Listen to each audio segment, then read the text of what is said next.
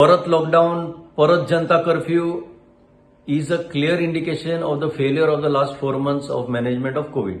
म्हणजे 4 महिने तुम्ही कितें करताले हाजो परिणाम आज परतो लॉकडाऊनाचेर आणि परतो जनता कर्फ्यूवाचेर पावलो. भिवपाची गरज ना म्हणून आता भिवपाची गरज पडली अशें दिसता. हे करपाक तुम्ही म्हणटा कारण लोक इनडिसिप्लिन, लोकांक डिसिप्लिन म्हणटा तो कळोंक ना.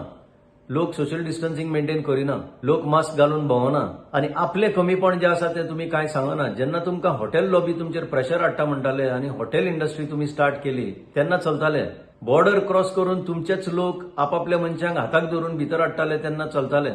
हो सगळो टोटल मिसमॅनेजमेंट जो जाला तो पयली एडमिट करा. एडमिट जर केले प्रॉब्लेम जाल्यार खूबशी सोल्युशनां मेळटा. बाकीच्या राज्यांनी पळया वेर population is multiple times that of Goa. गोंयचें पॉप्युलेशन कितलें?